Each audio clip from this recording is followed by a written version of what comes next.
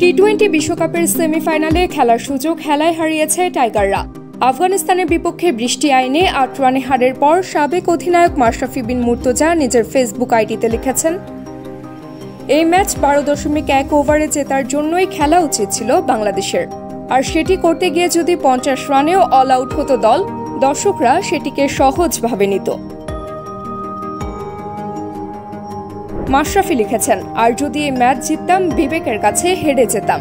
এই ম্যাচ আর 10টা ম্যাচের মতো ছিল না আমাদের কাছে, এটা ছিল ইতিহাস গড়ার সমান। এরপর অবশ্যই আশা দেখি বা দেখব ইনশাল্লাহ। শেষ ৪ নিশ্চিতের লক্ষ্যে শুরুতে আশা দেখিয়েছিলেন টাইগার বোলাররা। ১১৫ রানে রশিদ খানদের আটকে রাখে বাংলাদেশ। সেমিতে যেতে আফগানিস্তানের দেওয়া ১১৬ রানের লক্ষ্যে ১২.১ ওভারের মধ্যে তাড়া করতে হতো নাজমুল হোসেন শান্তদের। সমীকরণ মেলানো তো হয়নি, বরং বাংলাদেশ অল আউট হয়ে গেছে ১০৫ রানে। ৪৯ বলে ৫৪ রানে শেষ পর্যন্ত অপরাজিত ছিলেন লিটন দাস। বাকি ব্যাটারদের কেউ তাকে যোগ্য সঙ্গ দিতে পারেননি। মাশরাফি বলেন, লিটনের ইনট্যান্ট আর নন স্ট্রাইকের নীরবতা দেখে বোঝা যায় ক্লিয়ার কোনো মেসেজ ব্যাটিং ইউনিটের কাছে ছিল না।